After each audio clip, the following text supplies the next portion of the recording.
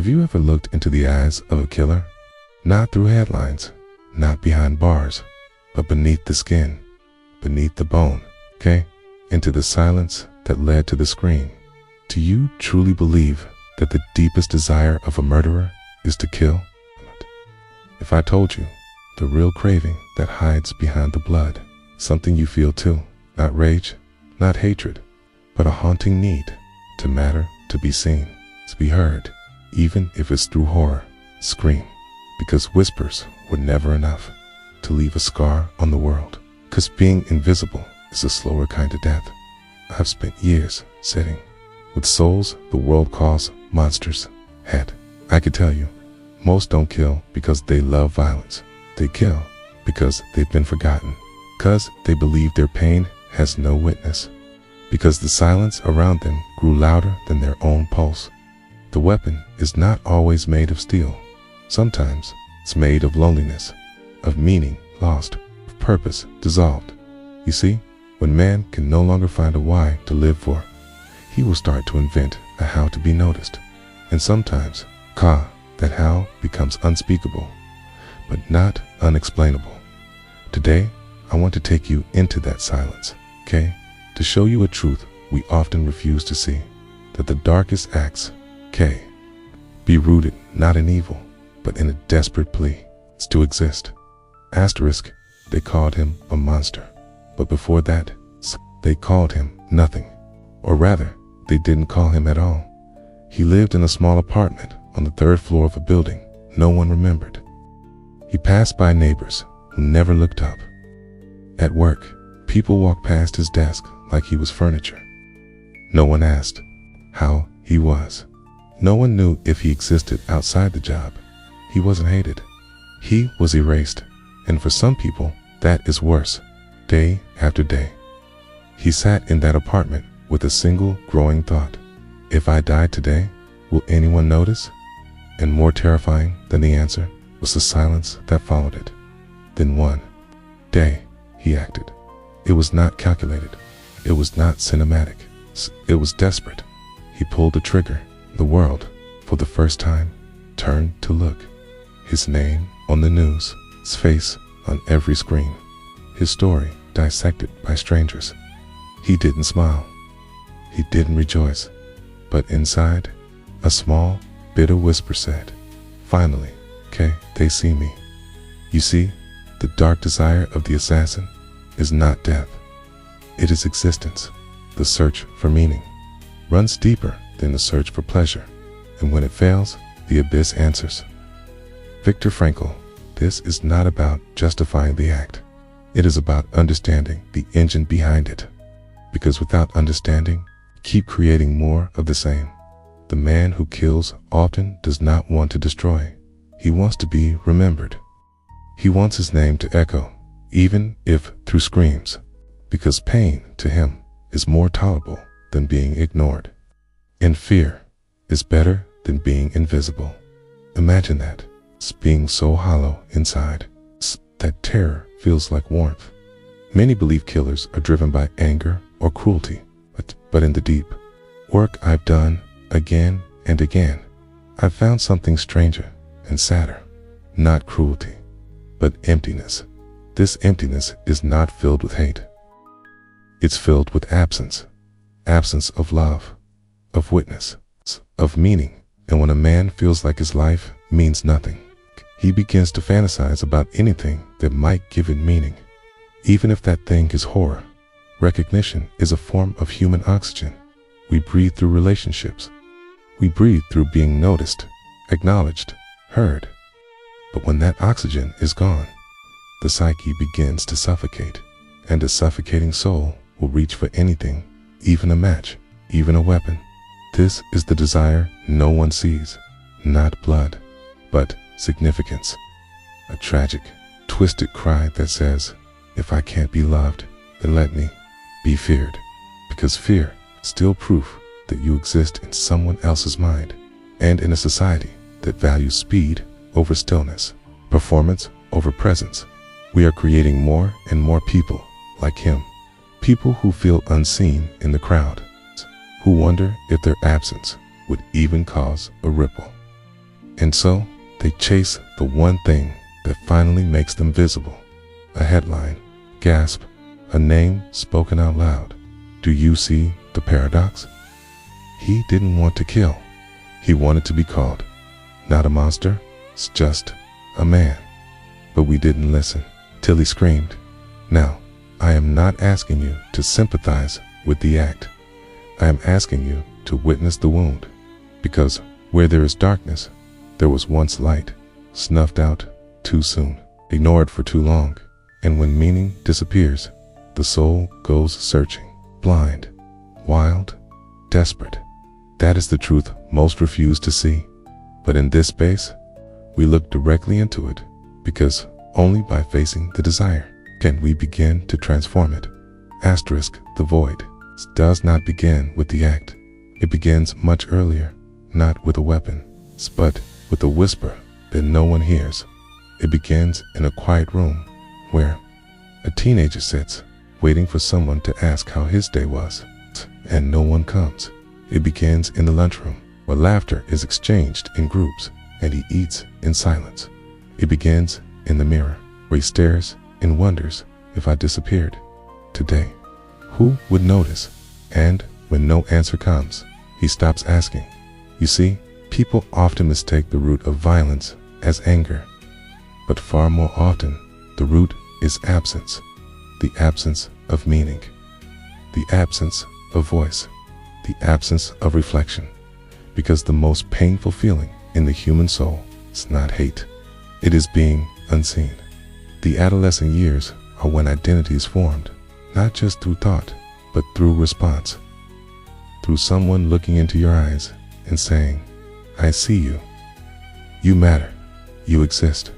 When that feedback is missing, the soul begins to crack.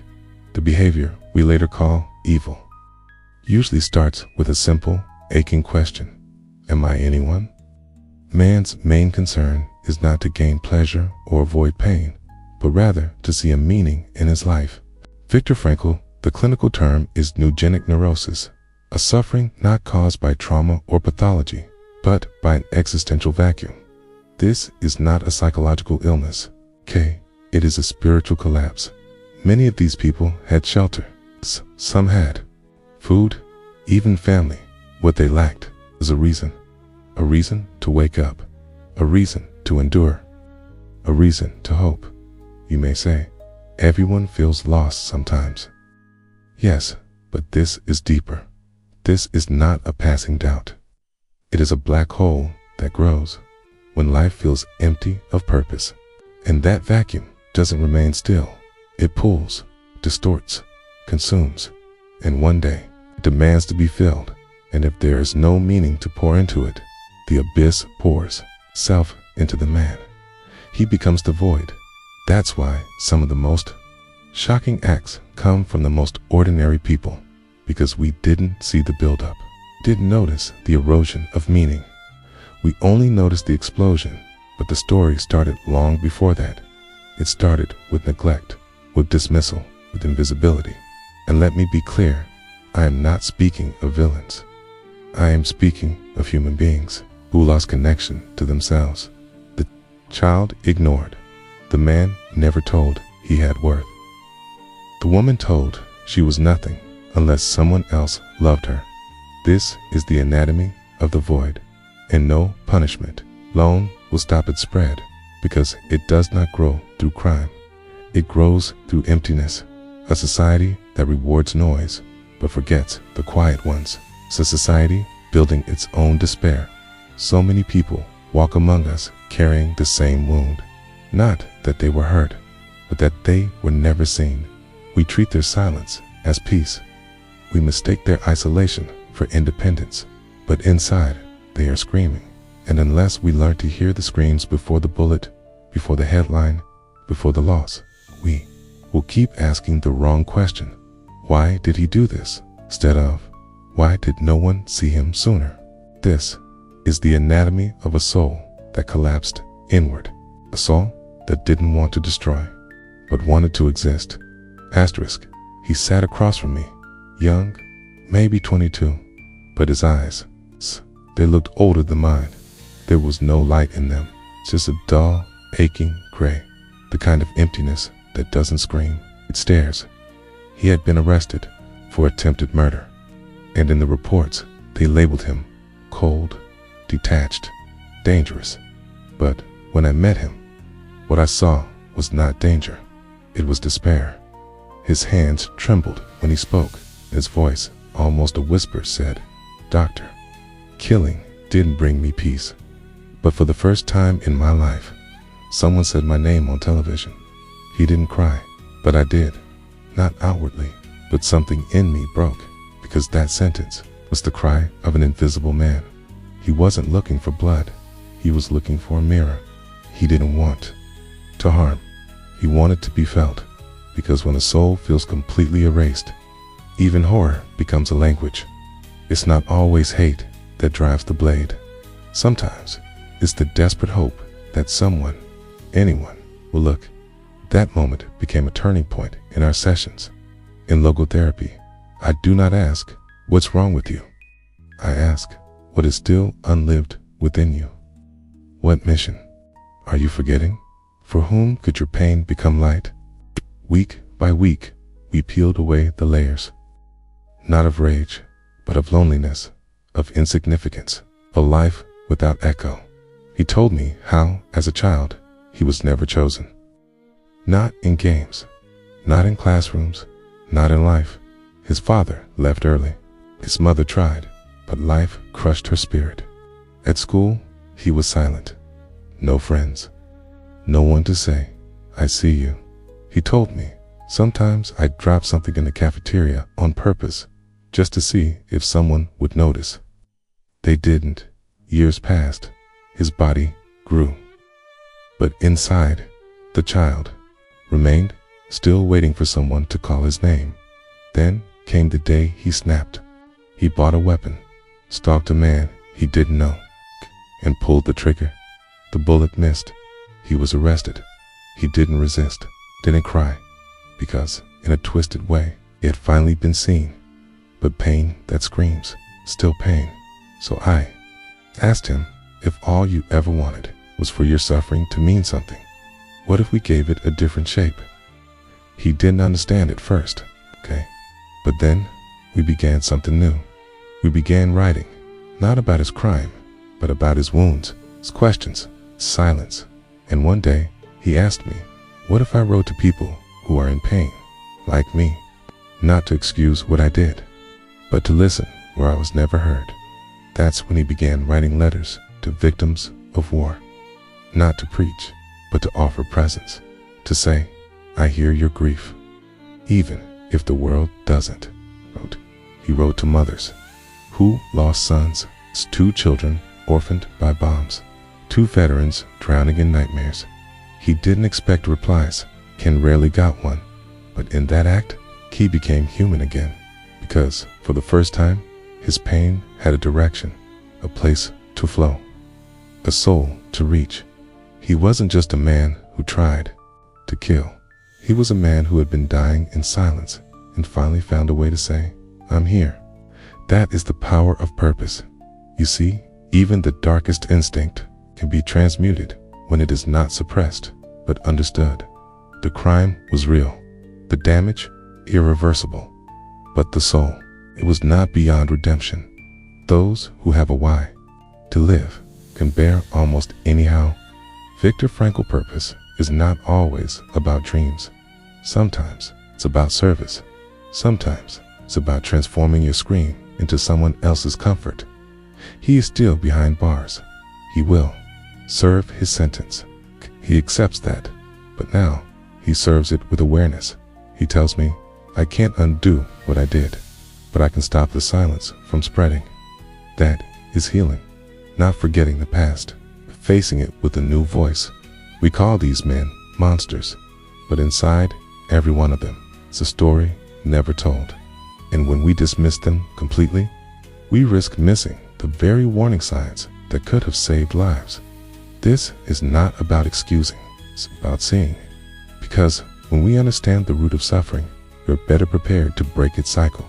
Asterisk, we live in a world saturated with connections, but lacking in real encounters.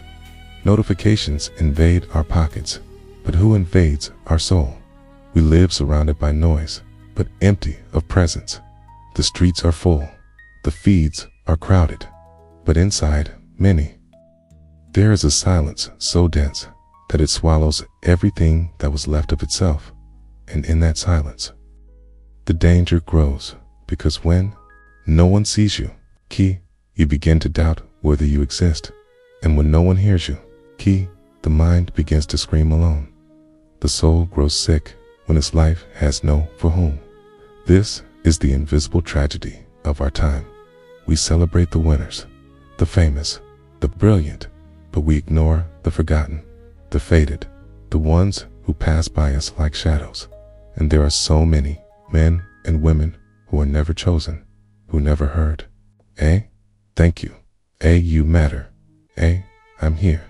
And then you begin to see that the modern killer doesn't always hold a gun. Sometimes he holds a steering wheel, accelerates without wanting to brake, or sits on the couch and lets time swallow his will, or lives with a smile and dies a little every day inside. These are the silent killers, not from others, but from themselves. They kill themselves, slowly, with alcohol, with pornography, with overwork, with the addiction to please, because they have lost the for whom. And what is a life, without a for whom? It is a candle without fire. It is a road without a destination. It is a heart that beats, only out of habit. Modern society, ironically, promises freedom, but offers disconnection. We say, be yourself. But we do not give anyone space to discover who they are. We say, you can do anything. But we forget to ask, what is worth it? We offer plenty of distraction, but purpose, almost none. It is an age of abundance, but of hungry souls. Do you want to know how dark desire is born? It is not born in evil. It is born from lack of meaning. It is not born from hate. It is born from emotional abandonment. And, above all, it is born when the human being's reduced to a number, a profile, a CPF, an employee, a body, a result. A murderer is not made in a day. He is molded over the years in indifference, in the absence of significant affection, in the lack of human mirrors that reflect value. Look at the forgotten neighborhoods, the overcrowded schools, the homes without a father, the hearts without a hug. That is where the unfelt turns into despair, and despair, when ignored, takes shape. We are not dealing with monsters. We are dealing with echoes of abandonment. That is why my question to you is, who did you choose to see today? Who around you is disappearing before your eyes, and you didn't notice? Evil, many times, does not begin with anger. It begins with indifference. And the healing of this wounded world will not be done with laws, with shouting, with cancellations. It will be done with RECONNECTION, with looks that say, you have a place, with hands that not only applaud the winners, but lift up those who have fallen, with hearts that not only judge, but ask, how can I be a mirror for those who no longer see value in themselves? We don't need more control. We need more meaning, more real purpose, more true encounters, more for whom to live. Because when someone finds that for whom, even the darkest wounds begin to heal. Asterisk, not every murderer can be cured, but every emptiness can be understood. And maybe, just maybe, if we had listened to his silence before the scream, blood would not have been the only answer. You see, crime is a symptom, despair is the scream, but the real poison is the absence of meaning and the antidote. It is not in the bars, it is not in the shame, it is not in the punishment, it is in something infinitely more human. A man can endure any pain if he finds a why to carry on. I have seen this time and time again. I have seen men hardened in the streets, mothers devastated by loss, young men steeped in hate, transformed, not with sermons, but with purpose. Because when pain finds a place to serve, it heals instead of hurting. This is the practical proposal of logotherapy. Don't deny the pain. Don't run away from it. Transform it. Transform the why me into for whom. Transform the void into a mission. Transform the scream into a song. Even if it starts out off -key.c. It's not about great deeds. It's about presence with intention. Help a stranger. Care for someone. Write letters like my patient did. Or just ... Listen unhurriedly, without distractions, with eyes that say, I see you. Because sometimes that's enough to change someone's destiny. Most of those who live on the edge of the abyss ... don't want to jump. They just want to know if there's someone on the other side. What if there was? What ... Instead of ignoring the invisible ... we saw them before the final scream. What if society stopped treating suffering as a weakness and started treating it as a sign that something deeper needs to be born? Do you want to be part of the healing? Then start here. Find a purpose bigger than yourself. Something that goes beyond the mirror, beyond the ego. It may be small, but if it touches someone other than yourself, it is big enough. Do something for someone who cannot reciprocate. Gratitude that cannot be returned is the most transformative for the giver. Name your pain, speak it, write it down, pray it. Don't let it turn into poison. Direct it into something that builds, not tears down. And if you feel like you're disappearing, ... if you feel like no one notices you, that you're invisible even to the mirror ... I want to tell you something. You are seen, right now, here, by me, by the other who listens with you, by the humanity that pulses within you. Even when you feel broken, you don't have to become a monster to be noticed. You just have to find your way again. And that way ... always starts in the same place. For whom do you want to live? Because the meaning of life ... has never been about constant happiness or visible success. It's about silent impact, about planting where no one plants, about loving where no one expects love, about continuing ... when everything tells you to stop. And that is the most revolutionary choice a human being can make. Living with purpose ... is the greatest cry against emptiness. Asterisk.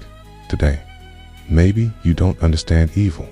Maybe the weight of human violence still scares you.